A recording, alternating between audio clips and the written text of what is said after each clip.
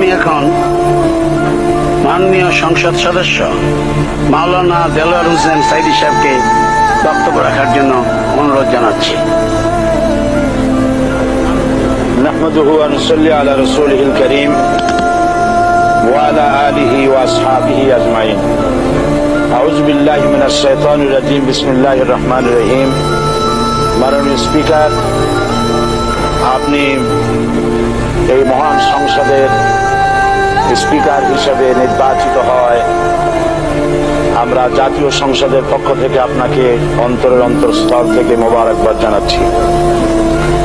মাননীয় স্পিকার, আমি আজ এই সংসদে দাঁড়িয়ে ওই মহান আল্লাহ পাকের প্রশংসায় সেজদা অবনত হচ্ছি, যিনি 1 অক্টোবরের ব্যালট যুদ্ধের মাধ্যমে সুদীর্ঘ 5 বছরের দুঃশাসন, সীমাহীন দুর্নীতি, ইসলাম বিরোধী কর্মকাণ্ড, দেশব্যাপী ভয়াবহ সন্ত্রাসের মোকাবেলায় 4 দলীয় ঐক্যজোটের মহা বিজয় দান করেছেন এবং যার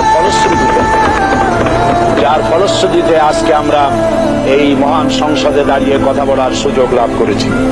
মাননীয় স্পিকার, আপনার মাধ্যমে আমি আমার অন্তরের অন্তঃস্থল থেকে দেশবাসীকে ধন্যবাদ জানাই। বিশেষ করে আমার নির্বাচনী এলাকা পিরোজপুর, নাজিরপুর, ইন্দুরকানীবাসী ভাই বোনদের প্রতি কৃতজ্ঞতা জানাই, যাদের অক্লান্ত পরিশ্রমে এবং মূল্যবান ভোটের মাধ্যমে আমি নির্বাচিত এই মহান সংসদের সদস্য হওয়ার সুযোগ লাভ করেছি। মাননীয় স্পিকার, বাংলাদেশের 13 কোটি মানুষকে যারা পরিচালনা করবেন, আজকে তারাই এই মহান সংসদে বসে আছেন। আমি আপনার মাধ্যমে তাদের উদ্দেশ্যে কিছু কথা বলতে চাই। জবাবদিহিমূলক সরকার, কল্যাণমূলক সরকার ও সুস্থ প্রশাসন, এই বাক্যগুলি আমরা প্রায় শুনে থাকি। এই বাক্যগুলির অর্থ সরকার স্বৈরাচার নয়, বরং জনগণের কল্যাণে জনগণের নিকট দায়বদ্ধ সরকার, যা আব্রাহাম লিঙ্কনের ভাষায় by the people, for the people, of the people. বর্তমান পৃথিবীতে মূলত গণতান্ত্রিক দেশে এখন সরকারকে বিবেচনা করা হয়। এরূপ সরকারের জনগণের সার্বভৌম ক্ষমতার উৎস হিসেবে বিবেচনা করা হয়, অর্থাৎ সংখ্যাগরিষ্ঠ প্রতিনিধিদের প্রণীত আইনই হল আইন এবং নির্বাচিত হবার পর সরকার হয়ে পড়েন সমগ্র জনগণের, আর বিরোধী দল হয় ছায়া সরকার। মাননীয় স্পিকার, সরকারকে সঠিক পথে পরিচালনার জন্য বিরোধী দলকে অপরিহার্য বিবেচনা করা হয়। বর্তমান গণতান্ত্রিক চেতনা বেশি পুরনো নয়, মানুষ মূলত রাজতান্ত্রিক স্বৈর শাসনের সাথেই বেশি পরিচিত।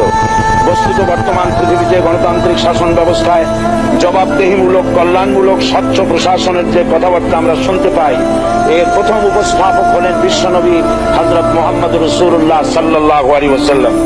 বর্তমান গণতান্ত্রিক ব্যবস্থাপনার সাথে ইসলামের মূল পার্থক্য হল সার্বভৌমত্বের ধারণা নিয়ে। ইসলামের দৃষ্টিতে সার্বভৌমত্বের মালিক জনগণ নয়, মালিক হলেন আল্লাহ রাব্বুল আলামিন। কিন্তু সরকার গঠন ও পরিচালনা জনগণের ইচ্ছার ভিত্তিতেই হতে হবে।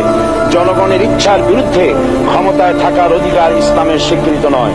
মাননীয় স্পিকার, সাধারণত লক্ষ্য করা যায় সরকার, সরকারি কর্মকর্তা, কর্মচারীবৃন্দ জনগণের উপর নানাভাবে জুলুম, নির্যাতন বা শোষণ করে থাকে। জনগণের খাদেম না হয়ে তারা হয়ে পড়েন জনগণের প্রভু। তারা জনগণের সম্পদকে তসরুপ করে।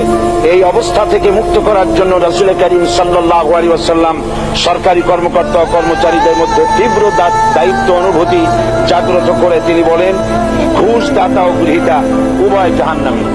নবী করিম সাল্লাল্লাহু আলাইহি ওয়াসাল্লাম আরো বলেছেন, আমরা যদি কাউকে কোনো রাষ্ট্রীয় দায়িত্ব প্রদান করি, তখন সেই ব্যক্তি তার ব্যক্তিগত কাজ যতটা নিষ্ঠা ও আন্তরিকতার সাথে পালন করে, রাষ্ট্রীয় দায়িত্ব যদি সেভাবে পালন না করে, তবে কিয়ামতের দিন তাকে উল্টো করে জাহান্নামে নিক্ষেপ করা হবে।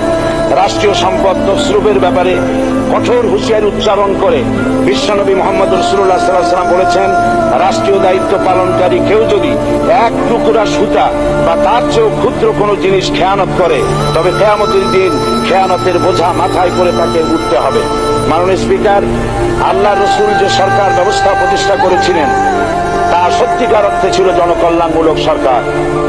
তার সরকারের দায়িত্ব পালনকারী ব্যক্তিবর্গের মধ্যে চরম দায়িত্ব অনুভূতি জাগ্রত করে দেওয়া হয়েছিল। এটা সম্ভব হয়েছিল কেবলমাত্র আখিরাতের তীব্র বিশ্বাস ও মহান আল্লাহর দরবারে জবাবদিহিতার অনুভূতির মাধ্যমে। মানুষের নিকট জবাবদিহিতা পাশ কাটিয়ে যাওয়া যায়, কিন্তু আল্লাহর নিকট জবাবদিহিতা পাশ কাটানোর কোনো সুযোগ নেই।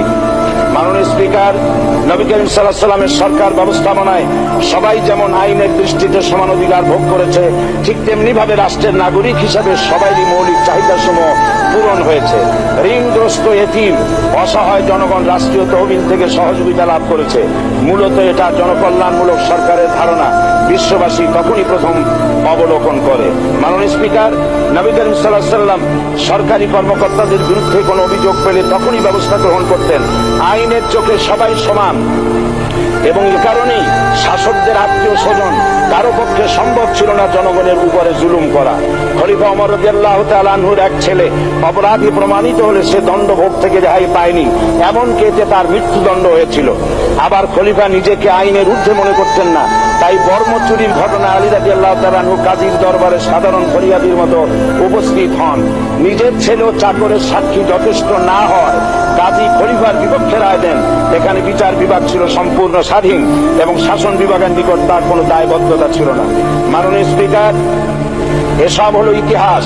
মুসলমান আজ অনুসরণ করতে চায় না তাদের অতীতের গৌরবোজ্জ্বল কর্মপদ্ধতিকে। সে এখন কাফির মুশরিকদের কিরানক স্বার্থ পূজারী আখেরাতের জবাবদিহিতা শূন্য বাগাড়ম্বর এক জাতি। মাননীয় স্পিকার, যে জাতির এক পূর্বসূরি মাথায় আটার বোঝা বহন করে নিয়ে চললেন আর বলে গেলেন, মানুষ কেন ফোরাতের কূলে যদি একটি কুকুরও না খেয়ে মারা যায়, তবে এই ওমর রাদিয়াল্লাহু তাআলা আনহুকে কিয়ামতের দিন আল্লাহর দরবারে জবাবদিহি করতে হবে। আর আজ সেই জাতির দায়িত্বশীলতা জনগণকে অভুক্ত রেখে তাদের মুখের গ্রাসে ভাগ বসায়। জনগণ তাদের নিকট উপস্থিত হলে মনে হয় যেন গোলাম প্রভুর দরবারে উপস্থিত হয়েছে, আর অহেতুক উৎকোচ দাবি করে তাদের উপর জুলুম করছে। আর আল্লাহ পাক জালিমকে কখনোই পছন্দ করেন না। মাননীয় স্পিকার, আমি দৃঢ়ভাবে আশা করি এই অবস্থা কাটিয়ে উঠে আমরা রাসূল করিম সাল্লাল্লাহু আলাইহি সাল্লাম কর্তৃক প্রদর্শিত রাষ্ট্র ব্যবস্থার অনুসরণ করে একটি সুখী সমৃদ্ধশালী আধুনিক ইসলামী রাষ্ট্র পরিণত করে বাংলার প্রিয় জন্মভূমি বাংলাদেশকে আজ গোটা বিশ্বব্যাপী শোষণ, নির্যাতন, হানাহানি, অশান্তির মধ্যে, তাই আজ পৃথিবীর অতি আগ্রহে অপেক্ষা করছে ইসলামের আলোকে এমন এক রাষ্ট্র ব্যবস্থা, যেখানে দায়িত্বশীল যে আল্লাহ তাআলার কাছে জবাবদিহিতার পাশাপাশি জনগণ নিকটও জবাবদিহি করতে বাধ্য হবে। মাননীয় স্পিকার, অনেক ত্যাগ ও তিতিক্ষার রক্তের বিনিময়ে গড়ে উঠেছে আমাদের গণতান্ত্রিক প্রতিষ্ঠান এই জাতীয় সংসদ। এই সংসদের সম্মান রক্ষা করার দায়িত্ব আমাদের সবার। গণতান্ত্রিক চর্চা, গণতন্ত্র প্রতিষ্ঠার স্বার্থে আমি আজ প্রধান বিরোধী দল আওয়ামী লীগকে সকল হিংসা, বিদ্বেষ ও পরাজয়ের গ্লানি ভুলে গিয়ে সংসদে যোগদানের উদাত্ত আহ্বান জানাচ্ছি। পরিশেষে আমি আপনার মতো সর্বজনশ্রদ্ধ একজন মার্জিত ও সুশিক্ষিত ব্যক্তিকে এই মহান সংসদের স্পিকার হিসাবে লাভ করে আমরা আনন্দিত হয়েছি। আমাদের সংবিধানের সংরক্ষণ, সমর্থন ও নিরাপত্তা বিধান এবং আপনার অভিভাবক সুলভ নিরপেক্ষ আচরণ ও সংসদকে ধন্য করবে বলে আমরা বিশ্বাস করি। আপনাকে ধন্যবাদ। আসসালামু আলাইকুম ওয়া রাহমাতুল্লাহ। মাননীয় সদস্য মাওলানা জালাল হোসেন সাইদি সাহেবকে আপনার তথ্যপূর্ণ ইসলামিক মূল্যবোধ সহ মূল্যবান বক্তব্য